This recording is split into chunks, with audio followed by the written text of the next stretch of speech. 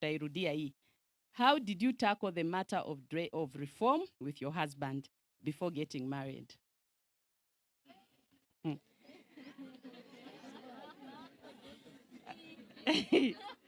How do you resolve any disagreement regarding reforms?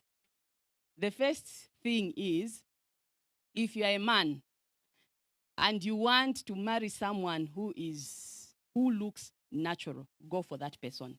Don't go to someone who is wearing pants or trousers or miniskirts and then you want to convert that person. There's no conversion by marriage. Sindio?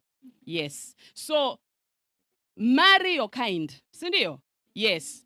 You don't see someone uko inje amevaa vibao nasema, hey, this person is beautiful, but if only she can change her dress, she can be a good wife. No. The Bible says, can two walk together? Unless they are in agreement.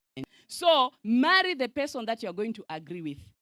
I met my husband when I had already read by myself about reform. So, when it came to issues of reform, we didn't have a problem because we are walking on the same page. Sindio? So, hakukuwa na shida kwa nini umevaa sketi fupi na ni sabato? Same with food.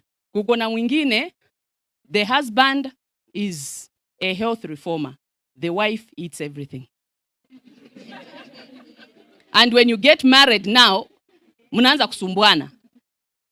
The husband finds mayai anachukua anaenda kutupa. Kwa nini unaleta hizi vitu kwa nyumba yangu? So if you have reformed, find someone of your kind. Sindio? Yes. Don't go and get someone and then you start forcing them to reform. By the way, reform is not by force. You have to understand why you're doing what you're doing. Because if you are forced into doing something, when the opportunity will present itself, utarudia tena. Sindio? There are many people who reformed because they wanted to gain something. After getting that thing, what did they do? They went back. There are people we were with in campus. They used to dress well because they wanted to find a life partner. They used to say they have reformed. But right now, when you see them, they are waking and they are eating everything. In fact, they are even drinking. So, hiyo tumemalizana nayo, si ndio? Find your type. I find it hard as a lady to reform. I wear trousers and tight clothes because men love that.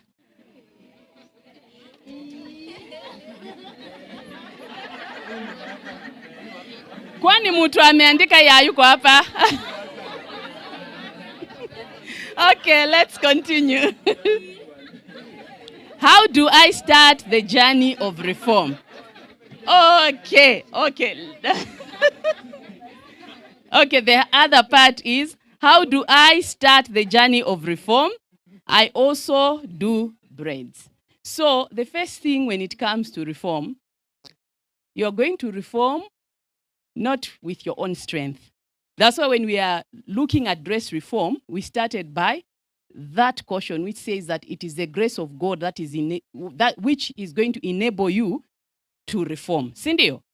On your own, there is nothing that you can do without God. And the other thing is when you are dressing, don't dress because men love it. Sindio?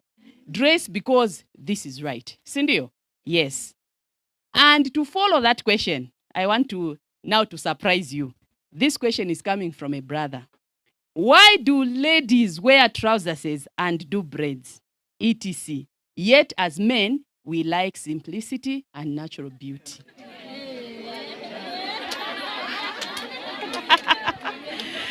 Now you see.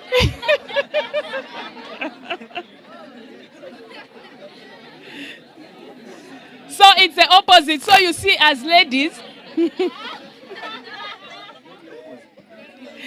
so you see when it comes to the world standard and the standard of a Christian, they are different.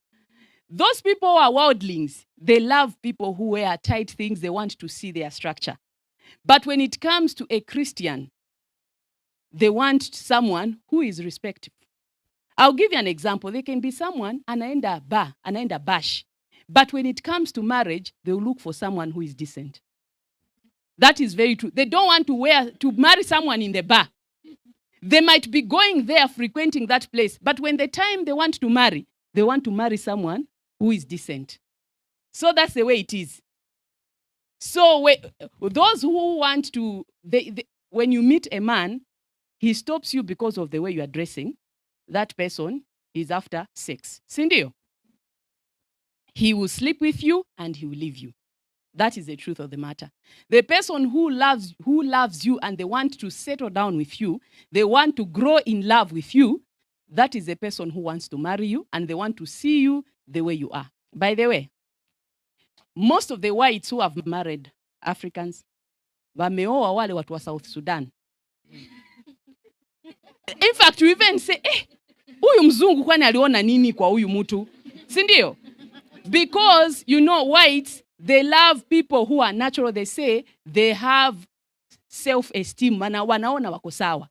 But when you start applying things, you start changing yourself, they see you have low self-esteem. Hawatakukaribia. So when you want to reform, the first point is pray. Ask God to lead you step by step. And God is going to guide you. There's a quotation, I think it's in evangelism. Ellen White, Sister White says that when Christ comes into your heart, everything that is not right about dress, it will fall off. I was listening to Randy Skit. He was asked this question, and he said that him, even when he's waking up to dress to go and preach, even the tie, he asked God, which tie do you want me to wear? Which clothes do you want me to wear so that if I stand in front, I should not put other people off because of the way I'm dressing? He says, I talk to God as a friend and he guides me. And when I'm at the airport, someone will look at me and say, Pastor, come. Because of what? Because of the way he dresses.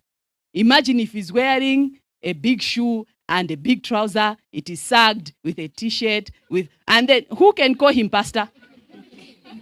And he's carrying the Bible, he's saying he's going to preach. People, they'll just say he's a joker. But the way you dress, the outside appearance, it has a lot to say about your heart. Sindio? Yes.